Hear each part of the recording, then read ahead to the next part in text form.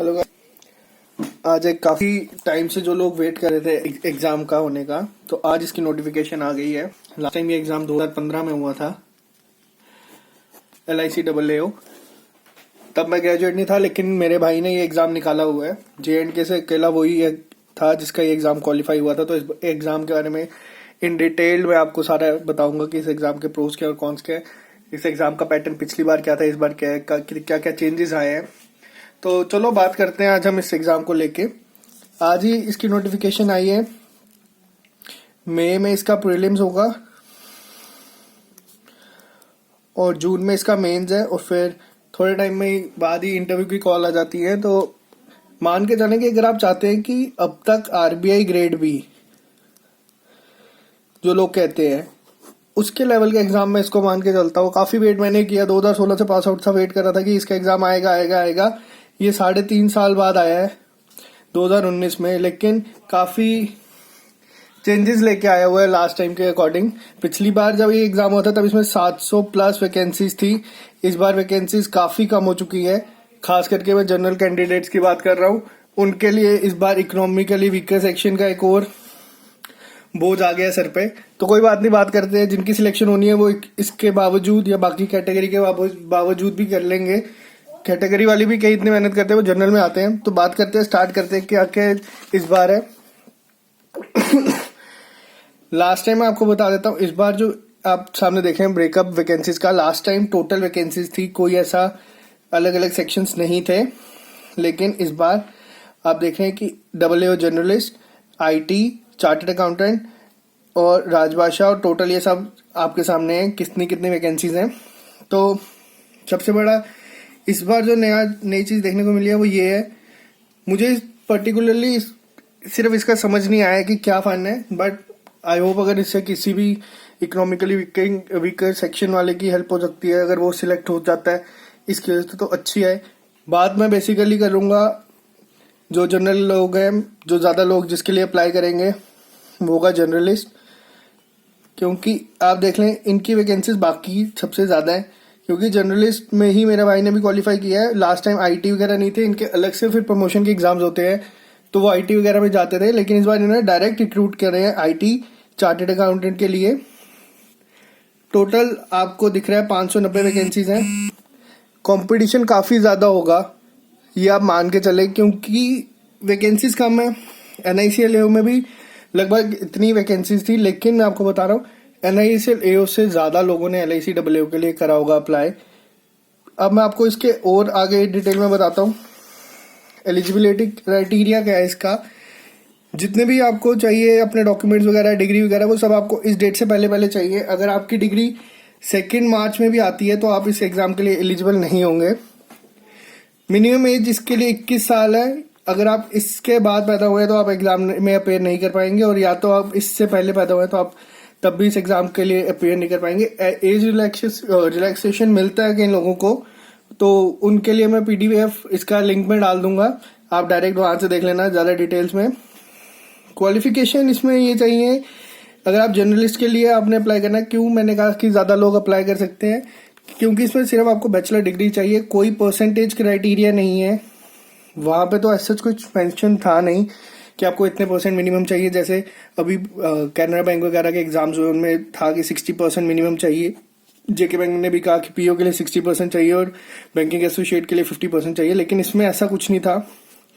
आपको सिर्फ bachelor degree चाहिए और एक रिकग्नाइज्ड यूनिवर्सिटी से चाहिए, तभी आप इस एग्जाम में अपेयर कर पाएंगे। IT के लिए आपको कंप्यूटर साइंस, IT या इलेक्ट्रॉनिक्स में आपके पास डिग्री होनी चाहिए, BTech या बैचलर ऑफ इंजीनियरिंग की, या आपने MCA किया होना चाहिए computer science engineering, computer science में। चार्टर्ड अकाउंटेंट के लिए आपके पास बैचलर डिग्री होनी चाहिए और associate member of institute of chartered accountant of India, इसका कोई एग्जाम होता है आपको वो क्लियर किया होना चाहिए। बाकी राजभाषा वगैरह के लिए आप वहीं पर देख लें, जो भी लोग उसके लिए अप्लाई करेंगे। मैं जो मेन आपको चेंजेस वाली बात करने के लिए ला रहा था वो अब मैं आपके साथ करूंगा। इस एग्जाम की इसकी बेसिक पे स्टार्टिंग ही 32,795 है। सब मिला मिलू के आपको 56,000 मिल जाएगा। अगर आप कोई बैंक एग्जाम दे रहे हैं, आपको उसके कंपैरिजन में काफ़ी ज़्यादा सैलरी LICAAO को मिलती है। हाउस रेंट, CCA, DA वगैरह सब मिला के तो ये काफ़ी अच्छे हैं। मैं आपको इस एग्ज़ाम के नेगेटिव पॉइंट्स भी बताऊंगा अभी थोड़ी देर में कि क्या क्या नेगेटिव चीज़ें हैं इस एग्ज़ाम में जो आपको देखने को मिलेंगी, या इस बार जो चेंजेस हैं जो काफ़ी लास्ट टाइम जब एग्ज़ाम हुआ था उसके सामने किस तरह से इस बार थोड़ी प्रॉब्लम होगी। तो चलो बात करते हैं एग्ज़ाम पैटर्न की।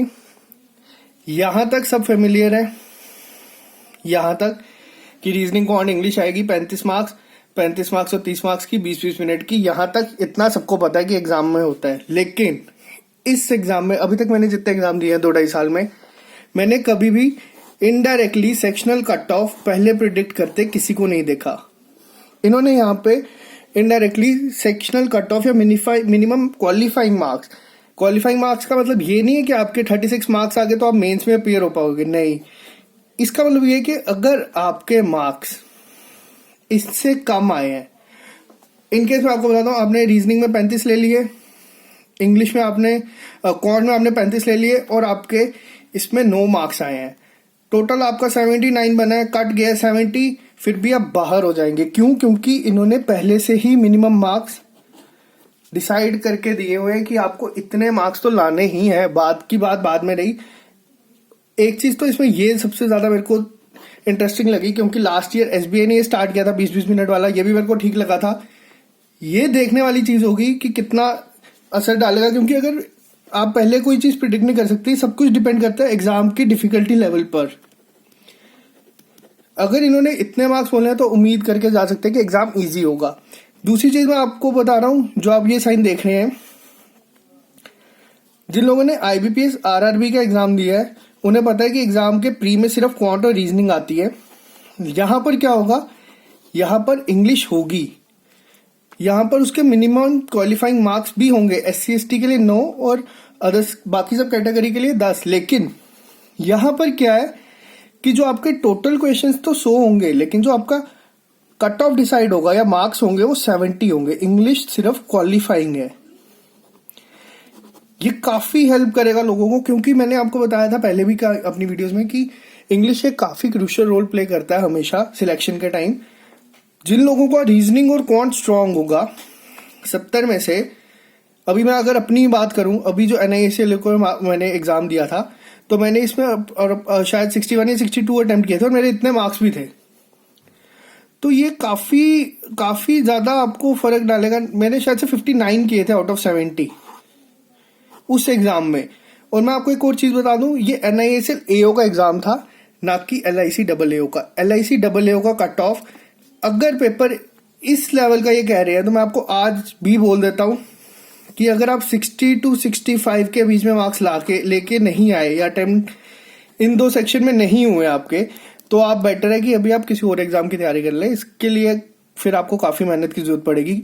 इसका कट 60-65 के ऊपर तो जाएगा आउट ऑफ 70, क्योंकि वैकेंसीज कम है, नंबर ऑफ एप्लीकेंट्स काफी ज्यादा होंगे इसमें। NISL में नंबर ऑफ एप्लीकेंट कम थे, लेकिन उसका कट ऑफ 80 गया था।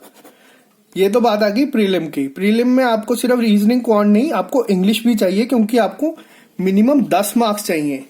बाकी एग्जाम का कट क्या जाता है 5, 6, 7, लेकिन 10 मार्क्स आपको मिनिमम चाहिए। उसी के बाद आप मेंस एग्जाम के लिए क्वालिफाई कर पाएंगे। अब बात करते हैं मेंस की। मुझे लगा था कि प्रीलिम्स तक ही सिर्फ मिनिमम क्वालिफाइंग मार्क्स होंगे। ये मैं जर्नलिस्ट का बता रहा हूं। अगर आप ये सेक्शन देखें, आपको एक चीज काफी कॉमन दिखेगी कि जीए की सेक्शन तो ठीक है एग्जाम में आती थी, लेकिन insurance plus financial market awareness के सेक्शन डाल दिए इन्होंने एग्जाम में। लास्ट ईयर क्या हुआ था, जब मेरे भाई ने ये एग्जाम दिया था तब सेक्शन थी रीजनिंग, क्वांट, जनरल अवेयरनेस और कंप्यूटर। सेम 300 मार्क्स का एग्जाम था। मेरे भाई के मार्क्स थे 264, रीजनिंग में उसके थे 90 आउट ऑफ 90 और कंप्यूटर अवेयरनेस में उसके थे 60 आउट ऑफ 60। मेरे पास स्कोर कार्ड अभी भी पड़ा हुआ है। मैं उसे रिक्वेस्ट करूंगा कि एक लेक्चर वो भी आके यहाँ पे दे दे कि किस तरह से उसने प्रिपेयर किया था या किस तरह से उसने सब करा है। लेकिन अब यहाँ पर जो चेंजेस आए हैं, पहले हम उसकी बात करते हैं। सबसे पहली चीज देखने की जो हमें जरूरत है यहाँ पर भी, वो ये है कि यहाँ पे भी इन्होंने क्या बोला हुआ, मिनिमम क्वालिफाइंग मार्क्स। मेंस में भी आपको इतने मार्क्स तो लेके आने ही है अगर आपको अपने आप को इंटरव्यू तक लेके जाना है। कोई फर्क नहीं पड़ेगा अगर आपके 90 में से 90 हो या 60 में से 60 या यहाँ पे भी 90 और आप इसके जो मिनिमम 30 आपको चाहिए, आप उसमें 29 ले आए, आप बाहर हो जाओगे उसी टाइम पे। ये काफी ज्यादा क्रूशियल रोल प्ले करेगा आपकी सिलेक्शन में। क्यों? क्योंकि अब यहाँ पे हम एक और बात करते हैं। रीजनिंग के 30 क्वेश्चन होंगे, 3 मार्क का एक होगा। और यहाँ पर सेम बात करते हैं हम डीआई की। जिन लोगों का ये 2 सेक्शन स्ट्रांग है वही मेंस देने आएंगे। तो ये 180 मार्क्स में से लगा के चले कि 150 तक तो लोग लेके आएंगे ही, जो अगर सीरियस एस्पिरेंट है। अब चेंजेस क्या आएंगे जो मैं आपको बता रहा हूँ कि कम वैकेंसीज है 140 से 150, उसमें कौन से लोग आएंगे जिनका जर्नल अवेयरनेस स्ट्रांग होगा, जो बैंकिंग अवेयरनेस वगैरह के लिए काफी अच्छे से प्रिपेयर करें, स्टैटिक वगैरह, वो लोग यहाँ पे मैक्सिमम 60 है। सपोज अगर वो 40 से 50 तक भी लेके आए, लेकिन यहां पर भी ये लोगों को compete करने के लिए आपको क्या करना पड़ेगा?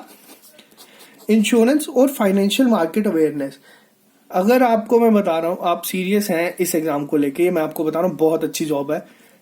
आप इसे अगर करेंगे सीरियस रह के तो 60 मार्क्स तो यहां से जो लोग इसमें मार्क्स लेके आएंगे और इसमें मार्क्स लेके आएंगे वो ही सिलेक्शन लेके जाएंगे। क्योंकि ये 90 मार्क्स तो सभी करके आएंगे जो लोग अपेयर करेंगे, तभी उनका प्री क्लियर हुआ होगा। और इंग्लिश के आपको ऐसे लेटर होंगे 2, 25 मार्क्स। दोबारा आपको दिख रहा है यहाँ पर कंडीशन अप्लाई, ये क्वालिफाइंग ही होगा सिर्फ, लेकिन आपको क्वालिफाइंग के लिए भी सिर्फ 10 मार्क्स इसमें चाहिए। टाइम ड्यूरेशन अगर हम बात करें, रीजनिंग 30 क्वेश्चन होंगे 40 मिनट के सेक्शन में, और उस 40 में आपको 45 मार्क्स यानी कि 15 क्वेश्चन सही करने होंगे। टफ नहीं है, देखने में लग रहा है कि काफी ज्यादा स्कोर है, मगर अब यहाँ पे सारा डिपेंड करेगा कि हमने प्रैक्टिस कितनी की है। यही बात ये है, दूसरी अनाउंसमेंट मेरे को करनी थी जो मैं कह रहा था कि ऑफलाइन क्लासेस, वो प्लान मैं ड्रॉप कर रहा हूँ। मैं अब सिर्फ ऑनलाइन क्लासेस ही दूंगा क्योंकि टाइम नहीं मैच हो पा रहा। ट्राई करी थी मैंने, बट स्टिल अभी भी 4-5 दिन में देखूंगा कि अगर ये हो पाएगा तो मैं बता दूंगा। अब बात करते हैं दूसरी, प्रोज एंड कॉन्स। किस तरह से क्या क्या फायदे हैं इस जॉब के और क्या क्या फायदे नहीं है। सबसे पहली चीज मैं आपको बता देता हूँ, जो इसकी सैलरी है वो काफी ज्यादा है, 10,000 ज्यादा है। अगर आप कोई भी बैंक पीओ IBPS के थ्रू या फिर SBI के थ्रू करेंगे तो 4 से 5,000, लेकिन इसकी सैलरी ज्यादा है। और एक काफी reputed government job, government organisation है LIC, ओनली प्रॉफिट मेकिंग है। अगर आप बैंक्स के कंपैरिजन में देखेंगे तो ये काफी प्रॉफिट में रहती है हर साल। वर्कलोड ठीक रहता है, ज्यादा नहीं होता बट कम भी नहीं होता। वर्क तो चलो, काम तो जहां भी जाओगे करना ही है। अब बताऊंगा मैं ये छोटी सी चीजें जो लोगों ने ध्यान नहीं दी होंगी इस नोटिफिकेशन में। लास्ट ईयर जब मेरे भाई ने दिया था एग्जाम 2015 में, तब ऐसा कुछ नहीं मेंशन था।